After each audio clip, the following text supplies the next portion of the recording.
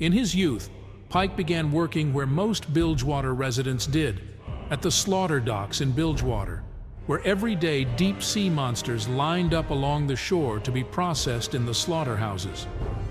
Due to the constant flow of blood on the wooden planks, the neighborhood earned the name Blood Harbor.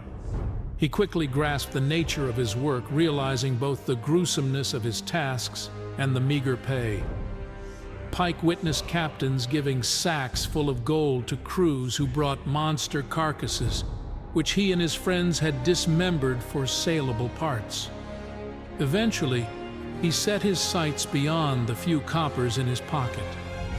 Pyke convinced a crew to let him join, and the traditional method of hunting on the Serpent Isles became his expertise.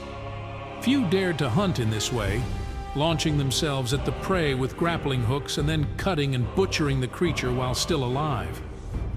Fearless and highly successful in this method, Pyke quickly gained a reputation as the best harpooner that could be hired for a gold kraken. Each sea monster had a price based on the difficulty of the hunt. The most coveted by Bilgewater traders was the jawfish.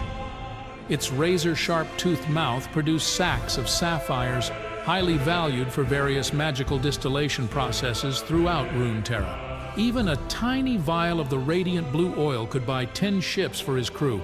Pyke knew well that organs from the largest and most dangerous creatures were worth much more than their meat. A price was set for each sea monster according to the difficulty of the hunt. The jawfish was the most prized by Bilgewater traders. Its sacks filled with sapphires collected from its mouth full of razor-sharp teeth were used in various magical distillation processes across Runeterra. Even a small bottle of the light-emitting blue oil would be enough to buy 10 ships for his crew. However, one day, while working with an unfamiliar captain, Pyke learned how this bloody life could come to an end. A few days into their journey, a jawfish surfaced. When its massive mouth opened, rows of sapphire sacks were revealed. They managed to capture the creature with rope harpoons. Despite being much older and larger than any he had seen before, Pyke threw himself into the fish's mouth without hesitation. Just as he was about to start his work, a violent vibration began to emanate from the creature's cavernous throat. The ocean's surface bubbled, and a massive school of jawfish appeared, slamming into the anchored ship's hull. The captain, overwhelmed by fear, cut the rope tying Pyke to the ship to save it. The unfortunate harpooner's last sight before the creature's jaws closed was the horror on the faces of the other crew members witnessing him being swallowed alive. But that wasn't the end for Pyke. He opened his eyes in the unfathomable depths, where no descent could be measured. An unimaginable pressure crushed the depths beneath. He saw that he was still in the jawfish's mouth. Thousands of blue lights surrounded him, as if they were watching. The deep, resonant echoes of an ancient and mysterious voice filled his mind, revealing what he had lost while others on the ship reveled in happiness, crushing his consciousness.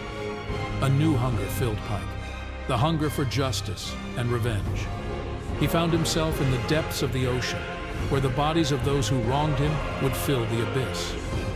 Initially, the people of Bilgewater paid little attention to the murders. In such a dangerous city, occasional red waves hitting the shore were considered normal. However, as weeks turned into months, commonalities in the murders emerged. Many captains were killed before dawn, and their bodies were left in the middle of the street. Barpatron spoke of a supernatural creature returning from the cursed ship Dahaka, once a symbol of respect and fame, now returned as a supernatural entity, seeking retribution by wiping out everyone on the crew list who had wronged it. The question, "Are you the captain?" once a sign of respect and fame, now became a cause for concern. Soon shipwrights, first mates, clerks of traders, bankers, everyone involved in the bloody affairs of slaughter docks began to fall victim to the killer. Boards for hanging criminals dead or alive displayed a new name. A reward of 1,000 krakens would be given to anyone who brought the reckoning of Blood Harbor. Moving with the power derived from his memories twisted in the infinite depths, Pyke succeeded in a task where many failed, instilling fear into the hearts of unscrupulous businessmen, murderers, and rogue sailors. Yet, strangely, No one could find any record of Pyke having worked on a ship called the Dahaka at any time in Bilgewater. A city boasting about hunting monsters has now become the prey of a monster, and Pyke has no intention of stopping.